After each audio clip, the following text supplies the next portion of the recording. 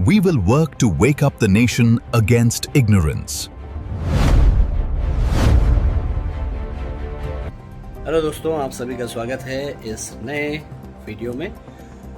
हम आज बात करने वाले हैं क्या ममता बनर्जी जो कि आउटगोइंग चीफ मिनिस्टर हैं वेस्ट बंगाल की, उनका एक बयान आया है, उसके संदर्भ में हम चर्चा करेंगे। तो उन्होंने बोला है कि मैं इस्तीफा नहीं दूंगी। तो क्या वो सचमुच इस्तीफा नहीं देके चीफ मिनिस्टर बनी रह सकती हैं? क्या उनका इस्तीफा नहीं देने से कोई संवैधानिक संकट खड़ा होगा और क्या वो ऐसा कर सकती हैं? तो इन सवालों का जवाब मैं दूंगा आपको। सबसे पहले जानते हैं कि क्या ममता बनर्जी इस्तीफा नहीं दे सकती हैं, तो उसके बाद क्या होगा।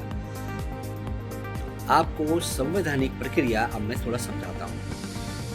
जब कोई नई सरकार चुन के आती है, यानी कि पुरानी सरकार का कार्यकाल एक निश्चित समय का होता है। जब वो निश्चित समय कार्यकाल का खत्म हो जाता है तो पुरानी सरकार अपने आप विघटित हो जाती है, यानी उसका डेसिग्नेशन हो जाता है।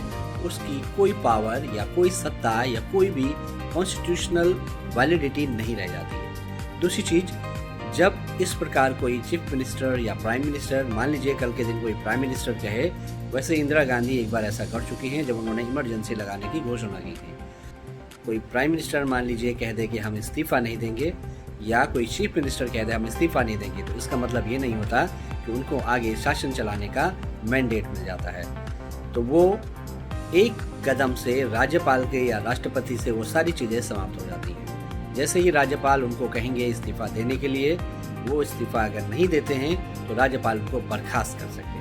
तो जैसे वो बर्खास्त होंगे, नई सरकार के बनने का या उनकी शपथ ग्रहण होने का पूरा मार्ग प्रशस्त हो जाएगा। अब हम बात करते हैं कि क्या है लीगैलिटी इस संदर्भ में कि अगर कोई मुख्यमंत्री इस्तीफा ना दे, तो मुख्यमंत्री इस्तीफा दे या ना दे, इस पे कोई लीगल प्रावधान नहीं है। लेकिन लीगैलिटी इस बात की है अंडर द कॉन्स्टिट्यूशन, जहाँ पे स्टेट गवर्नमेंट का जिक्र आता है संविधान में, तो एक निश्चित समय के लिए, टर्म के लिए संवैधानिक व्यवस्थाओं के अनुसार कोई भी जो शासक है या चीफ मिनिस्टर है सरकार चला सकता है।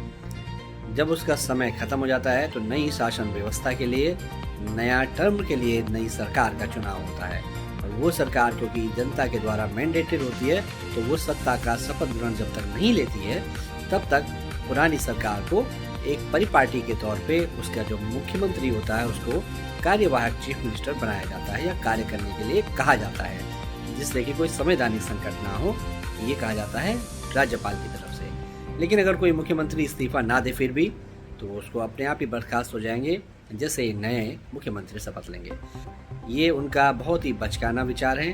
वो बहुत सीनियर पॉलिटिशियन हैं। अब वो इस तरह की बातें कर रही हैं तो मुझे नहीं लगता कि वो उनको करना चाहिए। अब मुझे लग रहा है कि वो सत्ता जाने से बहुत ही ज़्यादा उनका मानसिक असर उनके ऊपर हो गया है। इस बात को वो स्वीकार नहीं कर पा रही हैं कि वो सत्ता के केंद्र से दूर हो रही हैं। उन्होंने 15 साल तक बंगाल पे शासन किया और उनके शासनकाल में जो कि लोग थे माँ माटी मानुष, उन्होंने इस तरह के नारे लेके वो आई, खास करके जब वाम मोर्चा अपने आखिरी दिनों में था और वो सरकार 35 सालों की थी। 35 सालों की सरकार की एंटी इनकम्बेंसी भी 35 सालों की होती है। वो लोग जब उनको हटाने के लिए तुले तो उनके सामने केवल एक ऑप्शन दिखा, वो था ममता बनर्जी। लोगों के अंदर उम्मीद थी कि ममता बनर्जी कुछ नया करेंगी, राज्य जो कि पिछड़े से भी पिछड़े ब्रैकेट में चला गया है उसको उबारने की कोशिश करेंगे। लेकिन ममता बनर्जी नहीं कर पाई। वो उन नेताओं के ट्रैप में फंस गई जो पहले लेफ्ट फ्रंट के साथ थे, जिन्होंने गुंडागर्दी बाकी सारी चीज़ें करके अपना एक पैटर्न या अपना एक समानांतर व्यवस्था बना ली थी, जो कि शहरों से लेके गांवों तक काम करती थी और लोकतंत्र की खासा विरोधी थी। वहाँ जो पार्टी सत्ता में थी वो सत्ता में रहना चाहती थी और उसके लिए उसने तमाम से काम कर रखे थे।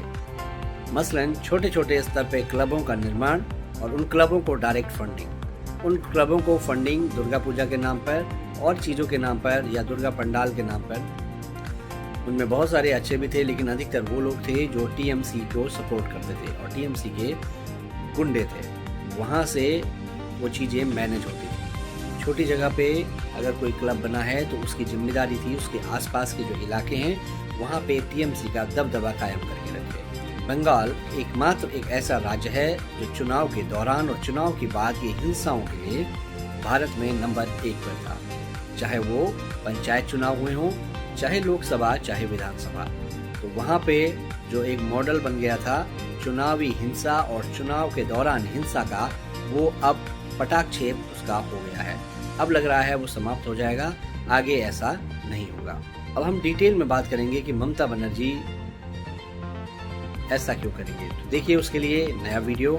दोस्तों ये नया चैनल है, इसको सपोर्ट कीजिए, लाइक कीजिए, शेयर कीजिए, सब्सक्राइब कीजिए और इस चैनल को बहुत सारा प्यार दीजिए। इस चैनल पे मैं खास तौर पे मंच दूंगा उन लोगों के लिए, मेरे जैसे जो लोग हैं, युवा हैं और विचारवान हैं। तो इस चैनल का नाम है युवा विचार और युवा विचार के माध्यम से आप अपनी बात रख सकते हैं। आप मुझे अपने वीडियोस भी भेज सकते हैं, मैं इसके लिए व्यवस्था करूंगा। अभी तो इनिशियल तौर पे ये चैनल स्टार्ट हुआ है, धीरे धीरे मैं व्यवस्था करूंगा जहां पे मैं मल्टी सोर्सेस से इन्फॉर्मेशन लेके अपने विचार के साथ साथ लोगों के विचार भी यहां पे पब्लिश करूंगा। तो आप अपने विचार मुझे भेजिएगा, इस वीडियो पे कमेंट कीजिएगा कि आपको कैसा लगा और किस तरह के वीडियोस आप देखना चाहते हैं। लेकिन अभी जो मेरा विचार है उसमें है लोगों को संवैधानिक जानकारियाँ देना, संविधान में क्या लिखा है जिससे कोई उनको बरगलाने की बातें ना करे। तो संवैधानिक व्यवस्थाओं के बारे में जानकारियाँ, तो जिससे उनका जो आम आदमी है उनका कोई दोहन ना कर सके और उनको सच्चे संविधान की जानकारी हो। तो इस वीडियो को यहीं पे एंड करते हैं। आपसे फिर मुलाकात होगी एक नए वीडियो में, तब तक के लिए बाय बाय। और हाँ, चैनल को सब्सक्राइब करना ना भूलें। Bye bye.